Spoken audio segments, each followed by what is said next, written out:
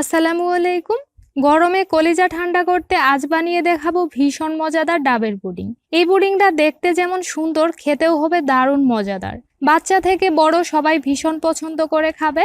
যারা কখনোই পুডিং বানাননি তারাও চাইলে এই রেসিপিতে বানাতে পারবেন, এতটাই ইজি। তাহলে প্রথমেই আমি একটা ডাবের পানি ছাঁকনির সাহায্যে ছেঁকে নিয়ে নিচ্ছি। আমার এখানে 3 কাপ ডাবের পানি হয়েছে।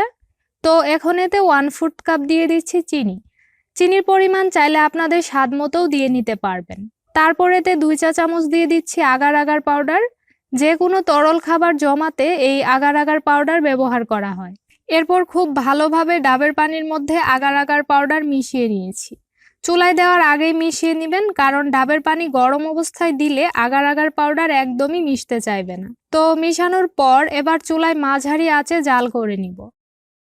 অবশ্যই ঘন ঘন নেড়ে দিতে হবে, না হলে দলা পেকে যাবে।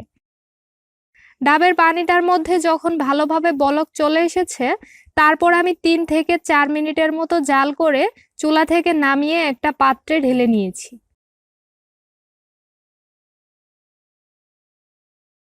এখন এই মিশ্রণটা এভাবেই রেখে পুরোপুরি ঠান্ডা করলেই দেখা যাবে ভালোভাবেই জমে গেছে। চাইলে ফ্রিজে নরমালে রেখেও ঠান্ডা করে নিতে পারেন। জমে যাওয়ার পর এবার আমি ছোট ছোট কিউব করে কেটে নিয়েছি। ডাবের পানি দিয়ে তৈরি এই জেলোগুলো এমনিতে খেতেও ভীষণ মজা লাগে।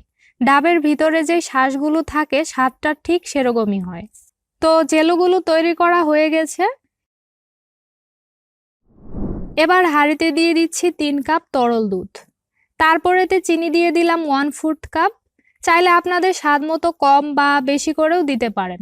এরপর দিয়ে দিচ্ছি 2 চা চামচ আগার আগার পাউডার। তারপর ভালোভাবে দুধের সাথে মিশিয়ে নিয়েছি। মিশানো হয়ে গেলে এবার চুলায় মাঝারি আঁচে জাল করে নিব। অবশ্যই ঘন ঘন নেড়ে দিতে হবে, না হলে কিন্তু দলা পেকে যাবে। তো দুধের মধ্যে বলক আসার পর আমি 4 থেকে 5 মিনিটের মতো নেড়ে দুধটুকু ঘন করে নিয়েছি। তারপর চুলা থেকে নামিয়ে নিয়েছি। এখন যে পাত্রে পুডিংটা সেট করব সেটাতে প্রথমে তৈরি করা ডাবের জেলোগুলো দিয়ে দিচ্ছি। তারপর এতে তৈরি করা গরম দুধের মিশ্রণটুকু ঢেলে দিচ্ছি। অবশ্যই দুধের মিশ্রণটা গরম অবস্থাতেই ঢেলে দিতে হবে, না হলে জেলোগুলো পুডিংয়ের সাথে ভালোভাবে সেট হবে না।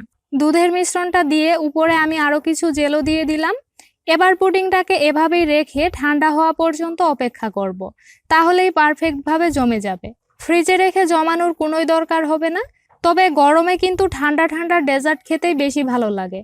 তাই চাইলে ফ্রিজে রেখে ঠান্ডা করে তারপর পরিবেশন করতে পারেন। তো পুডিংটা জমে যাওয়ার পর চারপাশ থেকে ছুরির সাহায্যে ছাড়িয়ে তারপর মোল্ড থেকে বের করে নিয়েছি। ডাবের এই পুডিংটা দেখতে যেমন সুন্দর, খেতেও ভীষণ মজা লাগে। আপনাদের পছন্দ মতো যে কোনোভাবেই কেটে পরিবেশন করতে পারেন। গরমে ঠান্ডা ঠান্ডা খেলে সারাদিনের ক্লান্তি নিমিষেই দূর হয়ে যাবে। আশা করি আজকের রেসিপিটা আপনাদের কাছে অনেক ভালো লেগেছে। আজ তাহলে এখানেই বিদায় নিচ্ছি। আল্লাহ হাফেজ।